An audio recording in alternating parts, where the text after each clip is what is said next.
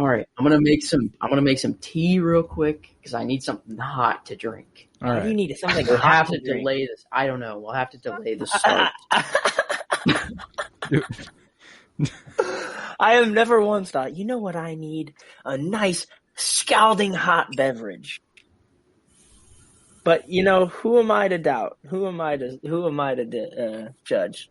Yeah, you know, He had it ready. sometimes you just need something What? hot. That's why I be getting coffee a lot of the time. I thought you were going to say something about your girlfriend. Sometimes I need something hot. Wait, do you have this shit to make your tea in your bedroom? Of course, dude, and I have freaking coffee availability too. I have everything for coffee. I got the Keurig I right got honey, here, I got bro. a spoon. I got the I got a Keurig whole right here. drawer full of freaking tea. I'm questioning my life. I don't have any of that shit in my room. Dude, look how much freaking tea I have. Can you see all of this tea? That's just falling out of tea. And then freaking this whole thing is full of coffee pods. Jesus Christ. That's a lot of coffee pods. I'm never going to drink that much coffee in my life. That's an awful lot of coffee pods. That's an awfully hot coffee pot. Wow. Okay. I got to let this water heat up. Actually, it's doing it on its own. I don't need to help it. Joseph, you are so fried. Oh my God. You're wearing the fucking Snuggie. You're wearing the Snuggie and your eyes are like, oh my word. Tea do I want today? I'm going to go for the Earl Grey. I could not rhyme, dude. No, yes it does. What are you talking about? Today I'm going to get the Earl Grey. Sounds like the beginning of a sea shanty. Put my tea bag in.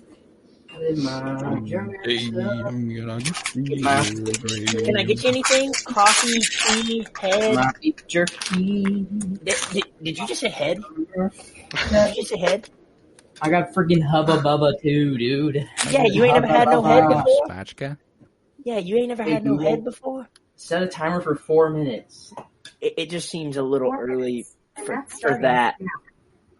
But did you ask about the time? I can't hear you. Did you ask about it? Did you ask why 4 minutes? What? No, that's not what you. What the fuck is going on?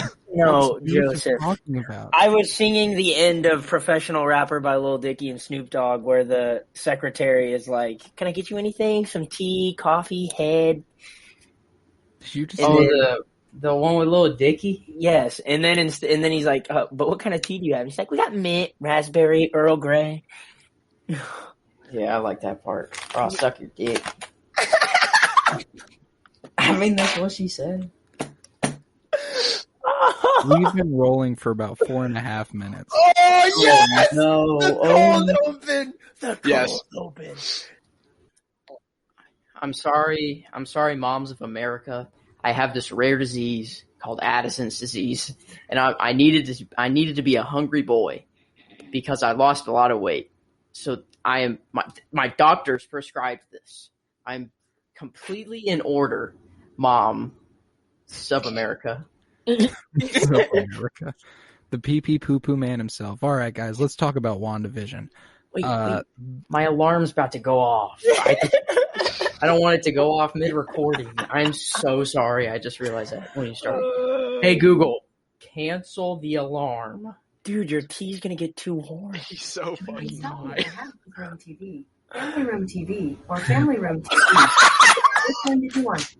Hey, Google, cancel the alarm. Dude, this is the best cold open we've ever had. Family room TV, or Hey, family Google, room TV. cancel the timer. Yes. Okay. There we go. All right, so God, that was a fucking journey.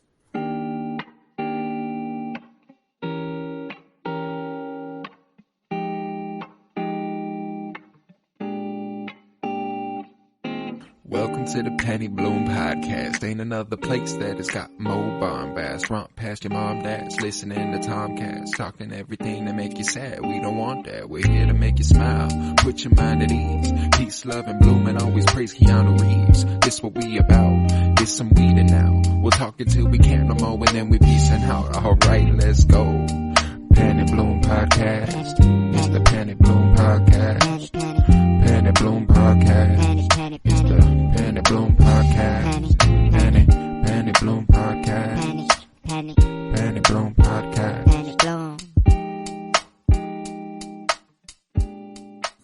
It's the Penny Bloom Podcast. I'm Colton Robertson, and this is the WandaVision Watch. You know, that's Marvel : WandaVision : The Watchmen. I'm joined by my friends Joseph George. Hello. Hello. I am glad. Man himself. I'm glad to be here. I know you're glad to be here, and if you listen to the first 5 minutes of this episode, you know Joseph is glad to be here. We've got on the screen below me that I can see, and you cannot. It's Miles today, believe it or not. Whoa. Miles Buttress. Yes. Change of scenery. I kind of like it. Changing it up a little bit. I threw a curveball in there. You know, you got to keep it spicy. I was definitely expecting my name to come out there. Not what happened. I was very. I'm reserving the SNL introduction for Kyler Barnett. We've got Kyler Barnett. Hey, how's it going, guys? Let's get right into this shit. Hey, Kyler Barnett. Hey, buddy. So, last episode of WandaVision, episode 8, previously on, is what it's called. Absolutely soul-crushing. I refused to watch it up until I had to take notes on it, like rewatch it, because... Well, how did you know what was going to happen? But, like, you already watched it once, so, like, you know it's going to happen. You know it's so sad, so...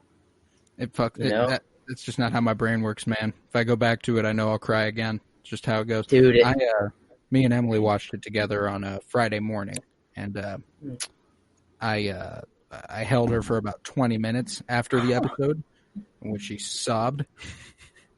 Oh my god. 20 minutes? 20 minutes. It's a devastating scene. I'm not gonna lie. The episode, I rewatched it and I felt like I'm not gonna say I was more focused, because like the first watch, you're always like real deeply into it. You know what I mean? But I'll say on the second watch, like I think I like was able to watch and take in the emotion more so. Like, you know, I guess kind of try to feel it more rather than being like, oh my god, oh my god, oh my god. You know what I mean? And man, the second one hit me. The second one hit me so much harder than the first. This is true. It's like you have this innate ability where you need to pay attention the first time you watch it because you got to catch everything for the pop. But then, like, the second time, you're just watching it to watch it like a regular person does. And then you're like, oh, my God, this is so sad. See, that's the thing is, like, I noticed that, too. It's like the first watch, I'm thinking, I'm looking for MCU-level ramifications. And the second time through, and then, like, not even the second time through, like, as I was watching it, I was going like, holy shit, sometimes I forget this is just a really well-written television show. Yeah, it's crazy, man. Crazy. And I saw some people on Twitter coming at it a little, coming at the reaction to the, but what is grief if not love persevering? Because, like, it is a common sentiment, sure. Like, you look up good grief quotes and that'll pop up immediately all over Google Images, something like it along those lines. But it's like, it's not just the line. It's like the implications of the line. It's vision. And I think it's who it comes from. I think it's 100%, because it's like he said, like, he's never had anyone to love. He never knew he was capable of this feeling. And I feel like this is one of the earliest times we see Vision starting to lean into that. Exactly. And I think that's what's important about it. It's not just the line. And like we see it like little teeny tiny like hints at it, or like in I think even Ultron there's a scene like doesn't he like pick her up and kind of like fly her away or something at the very end of the movie, and it's kind of almost like, oh wow, the look they gave each other was like there's almost like a little spark there, but it's like a little bit of sexual tension. Yeah, but like in retrospect of what we know has happened, and now seeing what happened like when this is just beginning in that scene, it was like, Oh, God, that shit was crushing. You know what'll make you mad? Is the first time I saw it, I thought, well, what if Wanda used her probability hex or whatever to make Vision love her in the first place? Then she lost him, and then that's why the emotion came out and she failed the hex. What if she forced Vision to love her? I pray. Yeah, I can't see that being the case. Not the case. Holy shit! I highly doubt Disney goes somewhere that Joseph. dark with it. Joseph, bro, her life was already so bad, and she needed one thing to go right. But that's why she forced Vision to love her, dude. Stop the cap! No, he's a robot who didn't know what it was, and then immediately he's in love with her. That's what makes it amazing. Yeah, that's what makes it's it also amazing. She's the first person he looks at in Ultron, and all this shit. It makes more sense for it to just be a normal story than she forced him to love her. Nope. Plus, the way that Vision started to. Dude, the way that Vision became to love Wanda was like you would see in a sitcom. It's two characters that you didn't really think would ever love each other, and then all of a sudden, they're perfectly in love and everything's perfect. I wouldn't call it perfect. I wouldn't call it perfect either. In a sitcom, you know pretty quickly who's going to end up together, I feel like. You mean to tell me when you watch Friends, you didn't know that by the end of that shit, that fucking Ross and Rachel weren't going to end up together? Same thing with Ted and Robin. Robin. You never know. The first episode. We thought Wanda was this pretty goody two shoes, but now we learn she's freaking, a bad bitch. Joseph, are you back on your wave that Wanda's going to break bad, like, for good and be the worst person in the MCU? Because if this is where we're coming back to after this, all of this time, Joseph. No, it was just a realization that I had during the scene. Okay. Well, I'm glad you totally missed the emotional ramifications of the scene and went that direction. But hey. No, it made the quote even stronger. It made the quote even stronger. That you're feeling that bad for Vision that he had to be forced to say that in the first place. Oh my God. Okay, we're moving on. Anywho. So I've got the show outlined a little bit by parts of the episode. All right. So we start with Agatha's origin. What's up, Kyler? Sorry. Can I interject and I just want to know everyone, I want everyone's opinion of the episode just put out at the beginning here. Just so I want to see because I know that on Twitter there were some people that were kind of pissed off about this episode. How did you guys feel about the episode, in total? What were your general feelings towards this episode? I loved it. It was I remember last week I said something about how I think it could be the story told from Agatha's point of view, like a series of flashbacks. I was kind of right. Just mostly. We'll call them Agatha guided flashbacks. Yeah, I see how people can see this as a filler episode.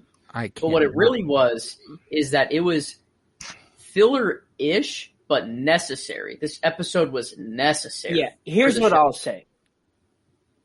On the initial watch, I was a little upset at the end. This is all we got. We progressed the plot. You can say it progressed some because, obviously you get the Scarlet Witch reveal at the end. And it's you know what I mean? And, that's awesome. But, on initial watch, when, we had such high expectations for, what this plot was going to do that episode and then not, I was a little, I'm not even going to say mad. It was just damn, I don't know what the word is. Direction. Yeah, I just expected to get a lot just because there's not enough. I just feel like we have so much plot to cover still, and there's not that much time. It's like I said, they're backed into a corner. I've said this for 3 weeks now, but do we know that we're getting 10 confirmed episodes? We're getting only 9. This week is last. I think it's actually 3 because on that calendar in the last intro, the number 10 was in a heart, and if you go to March 2023, which is the year that this is in. It's a 10 and it's on a Friday, which every WandaVision episode is. So in March 2023, if this show were out, the 10 is circled, and that would be the 10th week of the show. Maybe there's a surprise finale, I guess. I don't know. That's an interesting theory. Yeah. I was just going to say, I really like the episode, but I kind of agree with Kyler. I would have loved this episode being episode like 7. Yeah, I was gonna say would have loved it so much more if it was one episode earlier, where we still had 2 more episodes of pure plot and answers. And we got 3 more episodes, man. I don't think we do. We got answers though. It gave us answers, but what I'm saying is like it gave us answers to questions that I wanted answers, but not the questions that I wanted answered. I swear to God that there are 3 more episodes. I know it to be true. Okay, I just want to finish by saying that was just my feelings at 3 a.m. after I'd watched it, and I had all of these expectations. Now, watching it the second time, full well knowing what I was going to get, my appreciation and love for the episode increased so much more. I didn't even give a fuck anymore at that point because I was like just fully invested in the show and the episode itself, knowing I wasn't going to get what I had thought I was going to get, and that was fine. I fucking loved it. I will say it was an episode that, like, I don't know if I've ever watched, like, there wasn't an episode of Mandalorian that made me feel that way, where, like, I watched it and was like, I don't even know if it's disappointing. Like, I really don't know the emotion. Like, because it just didn't be what you expected, and that automatically frames it in a weird place. Like, that's what happened every time I walked out of the movie theater after a sequel trilogy movie. I'd go, God, okay. I mean, like, good, like, not, good, not great, but not what I expected. Like, I wanted more. See, my opinion has changed totally. Like, I would have probably said something along the lines of, like, not my favorite. It's up there. Like, this was great in every aspect for me. Yeah. Like, oh, me too. Like I agree. Now, that being said, would I like to have, would I like to have Joseph be right and we get 3 more episodes so we can really progress this plot and cover everything? That'd be awesome. But that's not going to happen because they're going to leave cliffhangers because we know this is going into a fucking long-ass Sam Raimi movie. And I'm more than okay with that story being shifted to that because it's going to be kind of horrific, supposedly, and I am fucking here for that. So, not mad at all anymore. I'm here for it. I loved this episode. It's just the first watch. I missed everything I was supposed to feel about it. I retract my statement. If it's not a 10th episode, it is a trailer for a whole nother season, and that's where we get the cameo to make us even more excited for season 2, which we didn't even know was coming out. We know we're not. Haven't they already Yeah, they've pretty much confirmed that there's not a season 2. They like to play tricks on us all the time. Well, there's the week of that March 10th.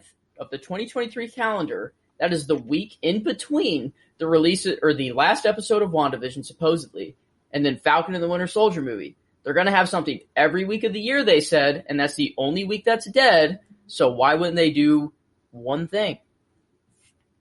They're putting something in that gap of a week, and it's something big. And I will bet money on it. All right, Joe. I appreciate your mind. I appreciate it. But I also think it was a great episode. It's just obviously it did give us answers. Like we can't let us say it didn't. Like we saw that she didn't actually steal Vision. She created Vision, like straight up built him. Fucking knew there was some fishy shit going on. Okay, yeah, exactly. You said you went back and watched all of the episodes of the pod from this show. Mm-hmm. Did any of us say that we thought Hayward could have possibly fabricated the video or anything? Because I feel like I remember someone saying that. Yeah. Somebody did. He didn't. They didn't show her like actually steal the body. They just showed her break in and drop down, and that was all they showed us. I must be misremembering that scene then. That was so long. Well, I think one of us just said that there was some fishy shit going on with whatever Hayward was saying. Yep. Yeah.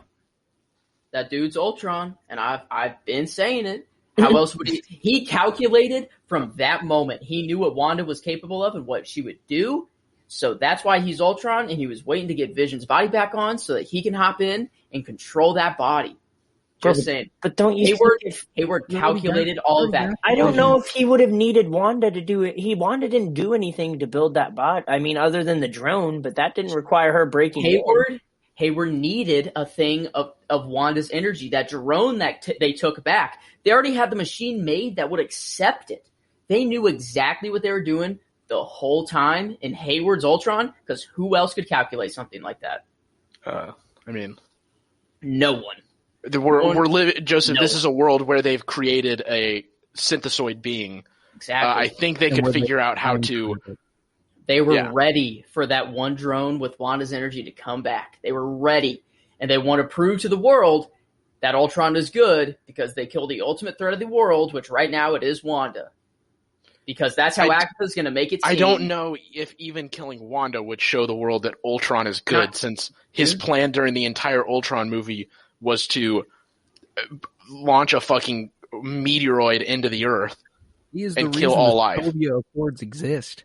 Yeah, this is his redemption arc. This is where people, because everyone hates him in history. Everyone. Who wants to live like that if he lived on, and he definitely did because he uploaded himself in Vision's mind. Bro, this is the hottest of hot takes. Yeah, Joseph, I can get behind the theory that Ultron is coming back in some way.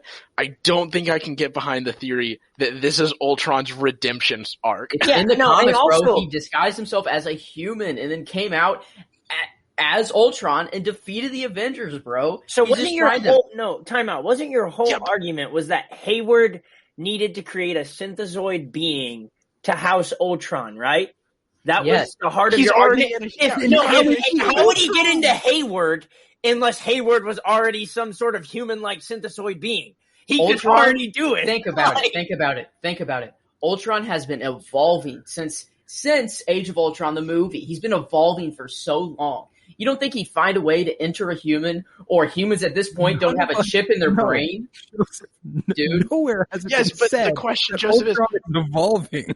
Dude, he is. He's still alive after Age of Ultron. You think he's gone? Kevin Feige tweets, we'd love to bring back people that everyone thought was gone. He's coming back, and he's Hayward, and he's going in Joseph, albino Vision's body, and it's happening, and Joseph, you gotta accept it. You are absolutely like, is it Charlie from Everything Sunny, Always Sunny in Philadelphia with the fucking board laid out with all the pins, and he's just hair crazed? That's you right now, bro. You need to tone it down for just a moment. Now, hey, listen. You're going crazy with it. We may not believe it. I don't want to discourage you from well, I probably should discourage you from believing it, but I'm going to allow it just because I need your mind operating at this level at all times, but this is ridiculous.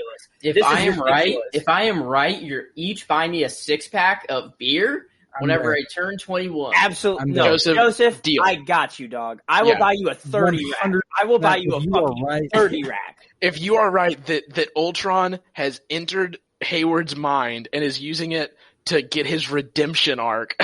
No, I don't even think we need to put it at Hayward. I think we need to just set it at if Ultron comes back for a redemption arc, period, in any capacity. Okay.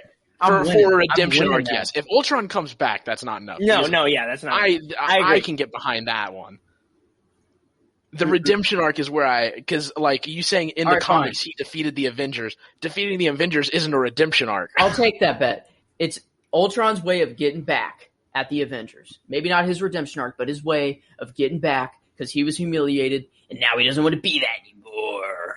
I'm digging it. I dig it, Joseph. Joseph Just pumps out the hot takes. It's Marvel. Dude, they're gonna hear this. They have some algorithm running. Maybe Ultron's listening in right now. Maybe Ultron is listening. And he's like, dang, that's a good idea. I'm going to change that show. I'm going to talk about the outline for the episode now. Now that we made it. Oh my God, we haven't even started. So I've got it broken down for like Agatha's origin story, then the little beginning part with Agatha and Wanda in the basement. And then after that, it becomes why a sitcom reality, how she got the power, Vision and Wanda's early days, creation of Vision and Westview, and then that's the rest. So, okay. You guys ready? Yes. It's going to be a scene by scene, pretty much. So Agatha's origin here.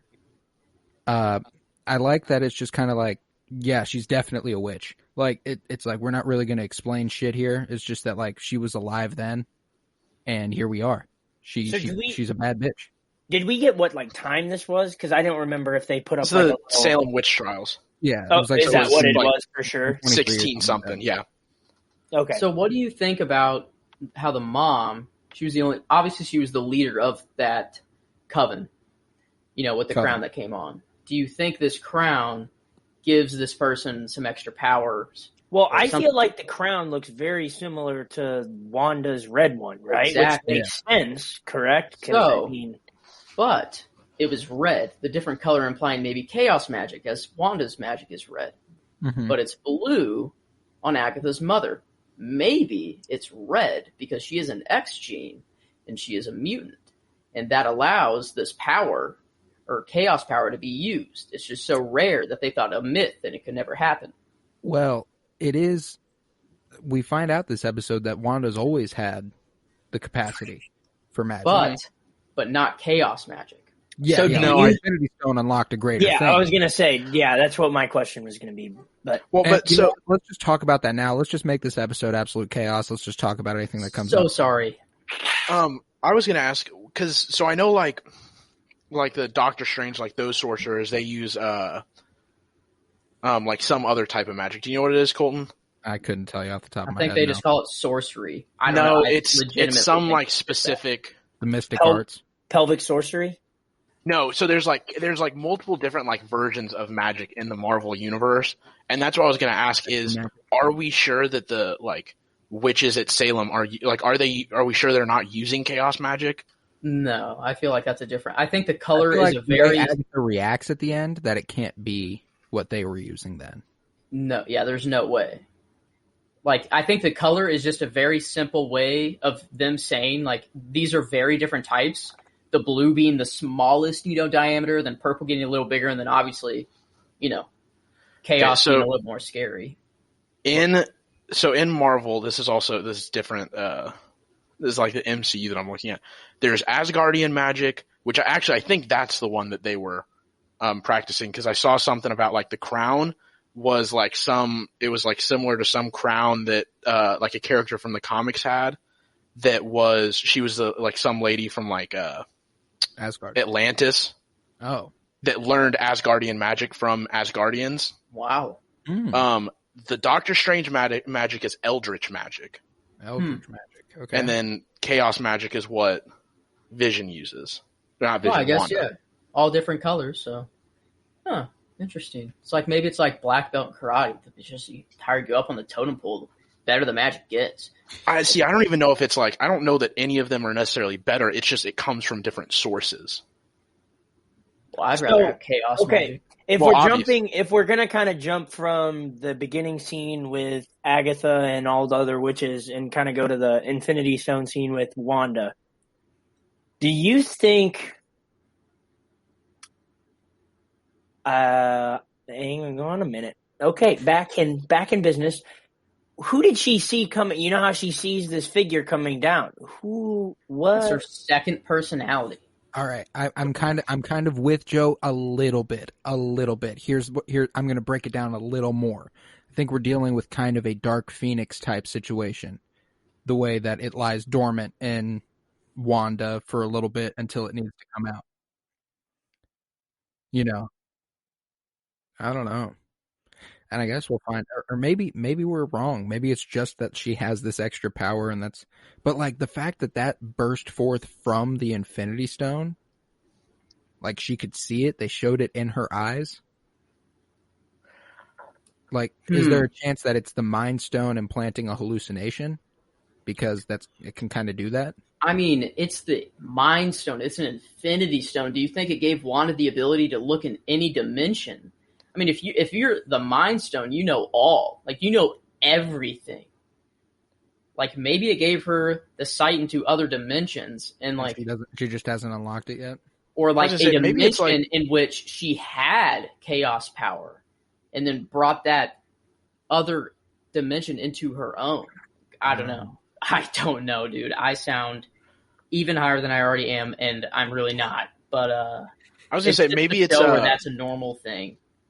Maybe it's like the Mind Stone can see like your, like the peak of your like potential, and it can see that in her, and so it can see like if it unlocks this power in her that she could be this like super powerful being, and so it unlocks that in her. So like, I think that's what it is, because I don't think I think it's almost like Peter Quill type thing where like he was the only one who could have access to this power when exposed to the concept of it. You know what I mean? Like, cause think about how many people have interacted with that stone or interacted with that scepter. Like nobody's had that reaction. Like it's just Wanda, and we know that she already had the powers. So to me, that's where the chaos magic comes from. Is like she already was some sort of powerful, and then that like set it off like tenfold. You know what I mean? That's like the potential for magical powers were there, and it saw that, so it granted her also the power to access chaos. I like the phrase. Knowing this information, do you think Agatha becomes the most powerful being in the MCU now? That we know in the MCU. You mean Wanda? No, Agatha. She completely cancels out Wanda if she wants to. Well, I know she has to have those rooms and all. She could in that basement where she had. Yeah, she couldn't. It was only in that basement, though. What if she never leaves that basement? But she can control stuff from she can control stuff from other dimensions away. She said she brought in Pietro's body, dude. I don't think. Wait, what? She couldn't bring in his body because it was on a different continent and full of holes. I thought that she had to use magic to make the body seem like it's in this dimension. No, she specifically said that it worked out and that she controlled the fake Pietro, but she said it worked out because I couldn't bring your real brother because he's on another continent and full of holes. And he points out, and she points out that Wanda's like self-doubt is so deep that she believed it, and it's crazy that like the only reason we thought for a second this could be Quicksilver is because he's Quicksilver in another movie. Yes. Like if this is any other movie franchise, we go obviously that is not Pietro. He doesn't look like Pietro, you know. But because he's played Quicksilver, looking at the fact, I mean, kind of going further ahead, but looking at the fact that she can like spontaneously created fucking Vision. Like created potentially an Infinity Stone. Who's to doubt that she could potentially could have created her that's brother? A whole nother conversation. Did she create another Infinity Stone? In the reflection of the TV, the last thing to form was the Infinity Stone. We saw it in great detail.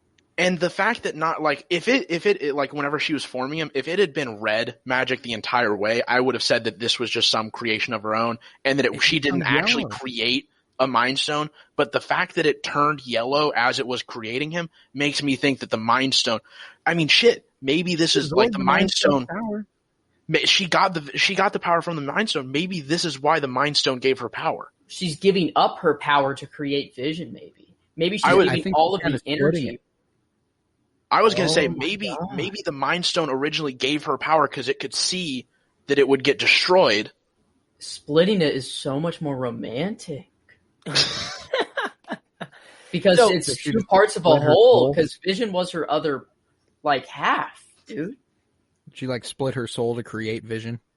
Yeah, because And wouldn't doing something along those lines kind of make you think the devil's up to some shit? I don't fucking know. I'm just saying the way you worded that is kind of nutty, but hey, it may not happen. But damn, if splitting your soul ain't some Voldemort fucking Horcrux goddamn devil ass shit, holy shit. Sorry. Okay, yeah, that's interesting because if Mephisto is with Agatha, Agatha only knew. How did Agatha find out that Wanda did this? It was after her emotion burst, right? It was after her emotion burst. So Agatha had to have started outside of the hex. Okay. She started outside the hex. She already said that. But what I was the split of the soul happened before that Agatha knew about it. I don't think Agatha's work. If this is Mephisto assisted, like Wanda with all this or something in that form. I don't think Agatha's working with Mephisto because Agatha doesn't have a fucking clue what's going on. Maybe it solidifies it even more. Maybe Agatha got the access to what kind of magic did they say that was forbidden for her coven? Dark magic. Dark magic. So maybe she was able to use dark magic because she was working with Mephisto or the devil that gave her that power, and then Mephisto kind of gave Agatha a clue. Like, hey, go over here. This is your next task. Like, this is where you get even more powerful. Like, basically, Mephisto can't come into the real world and he's just sending her like, "Hey, go over here. You'll get way more powerful, so that we can even do more together." I think there's a possibility that it could be like sort of a thing where back in the 1600s, a being like Mephisto granted Agatha that power and then just didn't really show up again. You know, like kind of just like sent her on her way and let her discover stuff. But like, I feel like there's been too much heavy-handed stuff for Mephisto not to tie in somehow. Yeah. I don't know, but I don't think he has anything to do with this story anymore. Okay, you think it was only back in the 1600s? I think he could pop up again. Okay. He's saying like Mephisto didn't do anything in this story yet, and he's saying he could still pop up and affect it later on. Okay, but he didn't cause anything. But he could have. Directly. Yeah. But he could have. He could have if he granted Agatha that power, yeah. I have something to bring up about Agatha that I just want to... fucking damn it. Okay, now it's all kind of fucked up. But I just feel like every episode we've seen, or almost every episode, I'm looking through screenshots of every episode, but apparently in episode 7, Breaking the Fourth Wall, she's not wearing it. But that thing she took off her mom's chest, she's been wearing in every single episode except for 7, it looks like. I just have to feel like there's some sort of power or something tied to that. And I kind of touched on this a little bit. I can't remember if I just sent this to Colton or if I sent it in the whole group. I really feel like I could totally see this happening where like that comes off her neck and you see her shrivel up like what happened to all the other witches. Now, that may be impractical, but like I just feel like that kind of thing is just like totally in the I think it's something different. You're talking basically like the Red Woman in Game of Thrones. Like she gets hella old if she takes it off. I think it's more of maybe this necklace, you know, since the leader of the coven was wearing it at one point, maybe it gives the ability of more power or something along those lines. And she used that power. She had to take it off and put it in the Darkhold, the book, in her basement in order to make everything go crazy in Wanda's mind. And there's kind of even more evidence that she was using like some darker magic we haven't seen. Because whenever she was puppeteering Billy and Tommy, her fingers were straight black. And we haven't seen that power color. We've only seen blue, purple, orange, yellow, and red. Okay. There's black. Yeah, I don't know. I'm not saying that's a guarantee. Like, that's how I for sure feel. I just feel like at the bare minimum, there has to be some sort of power attached to that necklace, and that's why she has such an attachment to it. I'm sorry, boys. It's just rolling. Like, I'm just going off the dome, no filter kind of this episode. I like it because, like, at this point, I'm there with you. I don't know what the hell to expect here in the finale. I mean, I have a general idea of what to expect. We're definitely getting Vision versus Vision, right? Oh, 100%. Okay, so here's what I was going to say, too. Sorry, Miles, you go ahead. I've been talking a lot. You go. I was going to say, one, thinking back to the opening scene where they're all, like, you know, fighting each other. What made all of those witches think that, like after the mom, after she saw all of the other witches shrivel up and die as they were all trying to like, you know, she thought she could power her. She floated up in the air and shot her with the beam. I was like, all right, so she's fucking dead. Dude, I mean, it's her mom. It's her mom. She's got to be the most powerful being in there, or at least assumed to be. I'm sure she is, but she just watched. She just watched 8 other witches just shrivel up and turn into an old. No, I'm not trying to support the logic. I'm just meaning I don't think she knew that Agatha was for real like that. Like I think she was like, "Oh, I'm mom, I'm leader, I can still win this." Like maybe I don't think her mom knew that Agatha was packing that thing too. So that's fair. And I don't think that her clapping the other witches was like, "Oh my God, she's like that." I think it was more like, "Oh, they can't handle her. I'm her mom. I'm the leader. I'm like the strongest." Whatever. That's fair. I just took it immediately as, oh, so she's like that. She's about that. Also, I've seen some stuff about like the necklace that you were talking about, saying that it was like a big like witch thing is like the mother, the maiden, or like the maiden, the mother, and the crone shit, and that we might potentially see that acted out with Photon being like the maiden, and then Wanda being the mother, and then Agatha being the crone. Because that's like a big like witch thing, is like the interaction between all 3 of those with like the with like the phases of the moon and all that shit. It's super fucking weird. Dude, yeah. I mean, if literally the Salem witch trials is canon now, all of that history could also be canon-ish. Like, it could follow the legitimate history. Well, what's interesting to me is that, like, the Salem witch trials at this time was conducted by witches when witches betrayed other witches. Yeah.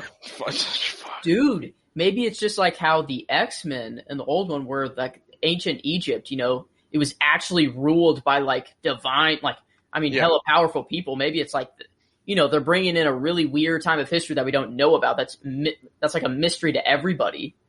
And, like, they kind of actually question, like, did some crazy stuff actually go on during that time? Like, and they're kind of, like, bringing it into reality. I wonder how much Agatha Harkness we get beyond WandaVision, and if we do. I feel like we do. Because what I was going to say, also with the with the maid and the mother and the crone thing, I think what would be a cool thing to see is potentially like Vision and White Vision going at it, Vision getting just fucked up, and then it takes Photon, Wanda, and Agatha all going together to beat him. Yes, so here's what I think.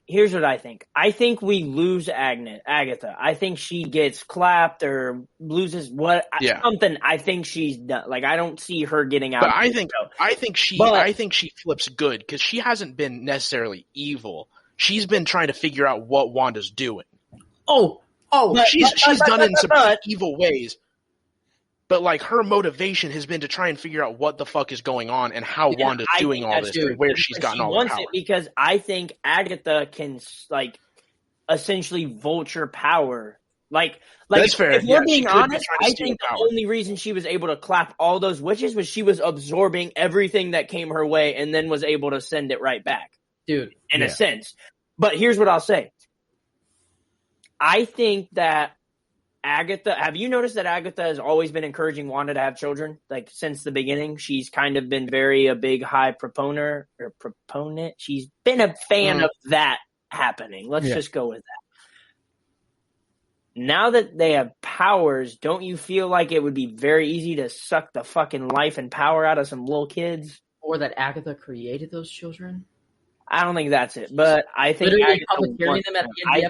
Agatha can take that shit from them is what she's hoping to do, and ultimately building up to get to Wanda. Now, here's what I think. I could see this happening, and this is just a theory I just came up with. It might be ridiculous, whatever. I think we lose Agatha. I think she doesn't make it out of the show. Next episode, I don't think Agatha makes it out. Here's what I will say. We saw her talking to the bunny, right? And assuming she's not just being all like kooky, I'm a witch, I'm crazy, let me talk to my animal, fucking fuck with your head or whatever. If we're assuming that that's what, Ralph is her husband's name, right? Or whatever. Ralph is her husband, and potentially if they follow Nicholas Scratch is her son in the comics. Okay. I feel like not to go back, like I'm gonna go back to Harry Potter. What's the character in Goblet of Fire? The one that he pretends to be Mad Eye Moody, the disowned son of the big guy, Crump. I don't know. I couldn't tell you. I don't know Harry Potter well enough. Okay, hang on. I gotta. Well, anyway, what if the rabbit is Agatha's dad, and it turns out to be Magneto, and that was Agatha's dad, and like that's how they got so like I don't know, dude, like. What if that's how Magneto is entered into the universe, and then it turns out to be Wanda's dad too, and Agatha and Wanda are brother and sister? So here we're going with Magneto is 700 years old. Nah, his house was old, but not that old, dude. They had electricity and stuff, so yeah, that's not him. But who knows, bro? I mean, okay, this is what I also was thinking. What if we see Agatha die, just like in The Mandalorian, where Assassin Lady Girl, I always forget her name. I'm so sorry to that girl because I really like her role in The Mandalorian. Fennec Shand. And then, yeah, Shand. What if Agatha's storyline is just like hers? We think she dies, but then her Boba is Mephisto. Okay. And then brings, she comes back and then she says, Mephisto was the one who allowed me to be my mother and stuff like that. This is why you need to keep going. Yes. Because just because some of your shit is ridiculous, I can totally see that happening. But this is the hot take from Joseph that I can get behind. Yeah, no, here's what I will say. I just still think I could see, like, I just still feel like Agatha gets clapped or doesn't make it out of the episode, but I think that Nicholas Scratch, if that's her son, or Ralph is her husband, and they're a powerful being, they make it out, and maybe they are, like, on the run, and, like, shit, who knows what goes from there. I could see something like that happening, but I feel like Agatha is gone, personally. It could definitely be Mephisto. Like, it doesn't have to be that old. Agatha was alive in the 1600s, and look at her. She's still young. Yeah, the necklace could be making her appear young, or she could slow down aging completely with chaos power, or the Darkhold. The devil is, he lives infinitely long. Yeah, that's why I was agreeing with you earlier on Mephisto possibly granting her that power early on. Yeah, and I like that. I like him still being around now. Also, like, the idea of her dying and then being brought back is not like it's. Let me ask something that would make sense in, like, comic wise, because she's died multiple times, and also looking at it right now, the last time one of the times she died in the comics, she got killed by Wanda. Do you honestly think if one of those things happened that we've been talking about, if even one of them, which is insane, if one of them becomes to be true, how are they going to accomplish that in 2 or maybe 3 episodes? I think we need to be entertained. Where do you keep getting 2 to 3, Joseph? There's 1 episode left, maybe 2 if you're 1. old. 10 so you actually think they can complete all of that in 1 episode? If even one of those things comes true, no. Well, we know it's getting. Well, here's why I feel confident that they can wrap this up: is that for one, we know we're getting the longest episode we've gotten this whole season. Yeah. Just given off of if we're still going off of that there's going to be 6 hours of runtime. We know it's like roughly an hour and 15, and that's like a ballpark. I'm just guessing. I don't have the number. I'm thinking we get an hour-long episode. At minimum, yeah, I think we get a minimum hour long. So I trust that they can wrap up most everything in an hour. And we also know we're almost certainly ending on a massive cliffhanger. So they don't have pressure to wrap every single plot, everybody's storyline, all right up right here. Next episode. And again, I don't think we get any filler at any point in this whole episode. I think it is going to be front to back fucking nuts. That's personally. I think my bet is that next episode, the cliffhanger at the end will be Agatha turning the rabbit into the actual person who it is. We don't see it, but we obviously know that it's changed. We see Wanda's look on her face. Early. We see Wanda's that's going to happen early. No, I think it's that episode. We think it's the end. And we're like, what the heck? This is the biggest cliffhanger to the next movie. That's when they release the trailer for season 2 or the 10th episode. Why? That's fair, because that makes the most sense. I don't think we're getting a second season because this isn't the type of TV show that really fits with a second season. The Dr. Hart or whatever, Mr. Hart. Mr. Hart dinner. The dinner was on a different day, and I don't think the heart was over the number of the day. It was just in the middle, and it was colored in. It was over the whole and it was colored in too. So it's completely different. It falls in the week between freaking Falcon and the Winter Soldier and the last episode that we think of the WandaVision. They're definitely putting something in that week, and it's going to be something big. It's fair. I like it a lot, but there is also the fact that the heart has been an illusion the entire time to the note Vision left on that property. True, but everything in the show means something. Everything. The milk carton of the missing boy we thought was just, a callback to something. But then we saw when Wanda originally created the Hex, at a time a poster was that missing boy. Like, everything is tied in. Everything. Everything is. And I fully believe that we're getting a 10th episode. Joseph, we can't stop you from believing that. I just don't want your hopes to get hurt if we don't get any more after this Thursday. Trust me, I got excited enough that we were getting some big cameo for this past episode. I'm not getting my hopes up that we get an extra episode. Trust me, my hopes I won't be mad because I come up with the most outlandish shit all the time, and I'm never disappointed. I just love to talk about this stuff, and that's why. I'm just literally spitting with no filter. I wouldn't do this. Yeah, man, we're getting emotional here. I love y'all. I really think this last episode is going to be like it's going to be the last episode of Mandalorian, like of season 2, for 2 hours straight, where it's just constant like stuff happening. Only the difference is instead of the ending of season 2, like the season 2 episode is, Grogu leaving, and then we get this, the sneak peek for the Book of Fett TV show.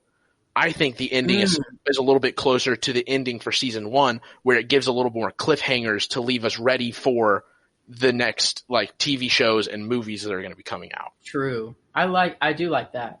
Yeah. I think we're going to get a lot of action and then a cliffhanger ending. We have our own answers to where the whole show answers most of our question, but still leaves us with enough questions as to what's going to happen later.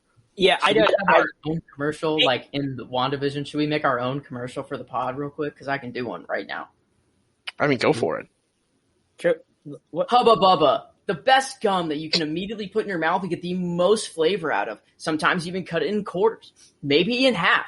You cut it all over just to get as much flavor as you can. But then, after 2 minutes of chewing, that flavor is absolutely gone. Buy more Hubba Bubba today at your nearest store.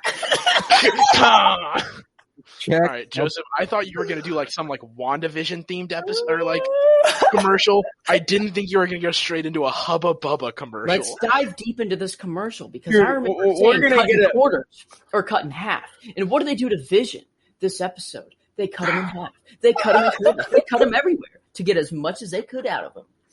I infused it all in, boys. Dude, we're going to get a cease and desist from Hubba Bubba for that. Bro, we just gave him the most free advertising ever, dude. They'll hire me. God, this episode is just all over the place. I'm so fucking here for it. Okay. God, I had no clue where that was conversation started, which was, or at least there was one point where we were talking about Vision versus Vision. I think something that's key to look at is going to be, can Vision use the Mind Stone? Like, because you remember, he can shoot out of that fucking Mind Stone. Yeah, I think if he can do that, I'm all here for the Mind Stone being real. I'm all here for her creating it or whatever it has to be to make that thing real. Do you think he can only do it inside the hex, or can he go outside the hex? Ooh, that's a good question. See, I don't have an answer for I think if he can go outside the hex and do it, then that it confirms she just recreated Vision and recreated the Mind Stone. But then there's 2 Mind Stones at once. No. The Mind Stone, yes, we can. Yeah. The Mind Stone doesn't exist anymore. It's like it's been reduced down to atoms, same as all the other stones. Because the White Vision doesn't. Time, and that's the timeline that we're at. No. They brought them back in time, yeah. What? That's what Cap did at the very end of Endgame. He brought them back to their original timelines, but they still get destroyed in this timeline. That they fixed that. No, they're still the snap gone. Never happened in the first place, dude. Yeah, the snap still happens. They just brought everyone back. Dude, that means there's 2 Mind Stones then. The important thing. Wait. No, it's all so fucking confusing. No, all the Infinity Stones are still gone. They fixed the timeline. That was the whole scene between the Headmaster girl and Bruce Banner. That was the whole point of that. No, their thing was if they don't bring them back, it creates split timelines. But whenever they bring them back, it returns them so the timeline doesn't split, and so it returns them to the correct timeline that they're supposed to be on. But that timeline still continues on. If there was all the Mind Stone, if all the stones were still available, then I guess in that case, if the only snap was the Tony Stark snap, then that means that the blip never happened and no one would be able to talk about it. Exactly. But the blip did happen. No, because the people who lived it. The original snap where half of the population, the whole universe was wiped out, wouldn't have ever happened. And so there would have been no blip to happen. The people that weren't blipped, they can remember it because they lived those shit. No, because they fixed the timeline. It's 5 years, and it went on to the other timeline where the snap happened, half people died. Then they fixed the timeline, so only that group that didn't get blipped knows that the blip happened. Imagine if everyone came back from a blip, they wouldn't know anything because they went exactly to where they started from. They don't know what just happened. The issue with that, Joseph, is if they did that, her brother was alive. All those people, yes, because she didn't experience those 5 years. But the issue with your thing is if that was the way it worked, then all those people that aged 5 years would have de-aged 5 years. No, that's not what I'm saying at all. Yes, because for that to be the way that timeline works, because that is the implication of what. Because what you're saying, Joseph, is they went back in time to the blip and made it so it didn't happen. They didn't make the blip not happen. The blip still happened. Dude, let me explain. The snap happened, right? There was 5 years in between Infinity War and Endgame. Mm-hmm. Those 5 years happened. It took them 5 years to fix it. They would have to fix it immediately for no one to know that it happened. But there were 5 years apart. People aged. People lost their sons, their daughters, their mothers, their fathers. They lived that time. And they still remember it afterwards, but the people who blip back think that nothing happened. They think nothing happened at all. So though only the people that did not get blipped know of that occurrence. That's what I'm saying. And that checks out if time were to work this way in the MCU. Joseph, just let me tell you, just because I just looked it up, Marvel confirmed that the Infinity Stones are all destroyed after the defeat of Thanos in Endgame. But not in the timeline we're at, because we're going to get a Loki's thing too, and that's but that's the thing. Because of the fact that they affected that timeline, so this isn't a closed loop timeline; it's an open loop. So because they went back and affected that timeline, that whole timeline is now split from our timeline. So that Infinity Stone has left the timeline and create a new timeline that Infinity Stone now lives in. Our time, like the Marvel Cinematic Universe timeline, is still just continued along. Thanos blip. Thanos destroys the Time Stone. They go back, get Time Stones, bring them back, or get Infinity Stones, bring them back with them, undo his blip, not him destroying the Infinity Stones. That's what I was trying to say. Return them and then come back and continue living. No, because it's basically they went in a straight line in time. The snap happened for real. Then they broke off a little bit to fix it, went back in time to fix it, and then the future that would have happened if Thanos didn't snap played on there. It only happened once. There's no loop involved. It's just they go back once, and then what would have happened if Thanos didn't snap carried on. No, but see, that's the thing. What would have happened if Thanos didn't snap doesn't happen, because Thanos still snaps, and so that's why all these people that lived out their lives through the snap. Colton's loving this. And the other people know about the snap happening, even though they didn't live through it. Also, once again, Marvel confirmed that all the Infinity Stones are gone. No, yeah, and that's otherwise in the Marvel Cinematic Universe timeline. Okay, look. No, there's not multiple timelines. There's multiple universes. In order to set right what Thanos did, they had to go back and get the stones before Thanos got them, right? And then they brought them back. So they brought all the people back, right?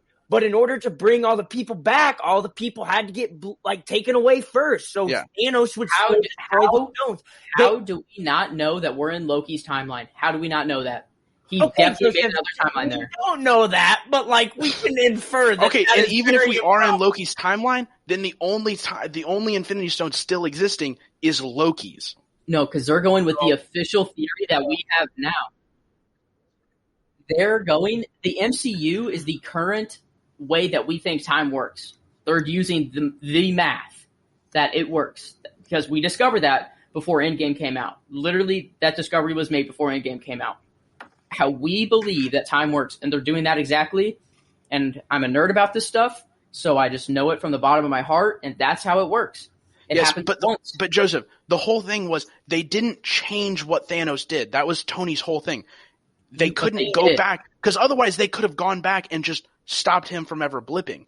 They didn't change the blip or what happened afterwards. No, they couldn't, because they remember, brought everyone back. Agent Rose says, "Why don't we just kind of, baby Thanos and kill him?" They couldn't do that. Yes, but Tony's whole thing was we can't undo what Thanos did. We're just bringing people back. Mm-mm. Thanos is gone, out of existence, forever gone. Yes. But Joseph, in order to do what they did in Endgame, they had to let what happened in Infinity War still happen. That was the whole point of returning the stone. I am going to speak. For the first time in about 15 minutes. Go. Moving on. Go. Let us have it. We've been back. Moving on. This argument is not going to go anywhere. Both of you guys are on your own sides, and it's not going to change. I can't wait for this pack of beer, man. I cannot wait for this pack of beer. Yeah, why don't we move on to the next scene? Because I don't think we've gotten past, I don't think we've even started in the flashbacks. During that whole argument, I was able to pound 3 alcoholic beverages. So, here we are. Let's talk about why a sitcom reality. We get this first flashback of Wanda with her family back in Sokovia. Agatha lets her know she loves the Cold War aesthetic. It's wonderful. And it's a lovely moment between the Maximoffs, right? Fuck are you laughing at, Kyler? I see you over here. Can y'all hear me? It's just the transition. Yeah, it's just I can hear you had into we're done and let's talk about a sitcom reality. Why that? It was just, oh my God, it was so funny. You were just, enough, bro, children. It had Let's been move 15 on. minutes, bro. I'm so sorry, but there are some nerds out there that needed that talk to happen. I swear it. I'm connecting with you, Jimmy. I know you wanted me to say that. You're welcome, Jimmy. Dude, if there's a guy named Jimmy out there that was thinking that, that's crazy. He's going to be so hyped. Think about that. Hey, Jimmy. Fuck you, Jimmy. You're wrong. Between Colton drinking the fucking twisted teas and Joseph just being so steadfastly wrong, I just couldn't hold it anymore. I had to keep on. But let's move on before Joseph starts getting pissed again. So let's get it going. Got you, Jimmy. It all stems from Ultron, man. Everything. I think it's just going to keep doing Ultron that. calculated freaking the Yeah, I say we just punches. top. All right, so 9, 4, 10, 5. So why a sitcom reality? Why a sitcom? We got the reality? Maximoffs back Good in their question. apartment in Sokovia, and they're gonna have TV night, and we see them open this chest of DVDs, and it's just Malcolm in the Middle, I Love Lucy, Bewitched, just this. Malcolm in the Middle didn't come out yet, by the way. Little continuity. No, I don't think there. Malcolm in the Middle wasn't in there, was it? It was. It was. Oh, okay. I didn't see it in there. Maybe alternate reality. Maybe we are in Loki's timeline. Well, no. It could have technically been It didn't. correct? It said the year. Wasn't out yet. Came out in the 2000s. That was back in like the 90s, a year in the 90s Malcolm or late in the Middle 80s, I started think. in the 90s, I'm pretty sure. But if we're to assume It wasn't Wanda's out. like, I saw a TikTok that proved it. Yeah, no, Malcolm in the Middle started in 2000, and this definitely wasn't in the early 2000s, so That's fair. it wasn't out yet. I guess I'm going off like if Age of Ultron happens and Wanda's like 20 something, that like this couldn't have been that long ago. I guess it was Wanda watching the memory, and maybe I don't know. I think they were really meant to be in that year, and they tried to put movies and things that came out in that year. I think they just put all the stuff that the show's been inspired by so far. Mm-hmm. Yeah, I think they just kind of messed up. They had some they saw some old movies at a thrift store to put in a drawer, and Malcolm in the Middle happened to be in there, and a guy was like, "Yeah, that probably was out by then." But so it's Wanda's night to choose a TV show, right? And she chooses an episode of Dick Van Dyke. And it's a really lovely moment where they all sit around. And on this night, the rule is they only use English. So maybe that's part of why they've been using they haven't had an accent this whole time. In the sitcom reality, she only watched American sitcoms. She didn't do anything else. That's true. But she sees her parents. She looks back at her parents sitting on the couch. Her dad's legs crossed, his arm around her mom. And it's exactly the moment that she has kept creating over and over with her and Vision during the end of the episodes. And it's like, also the Sokovian greeting, putting the hands over the eyes, was also her parents did that.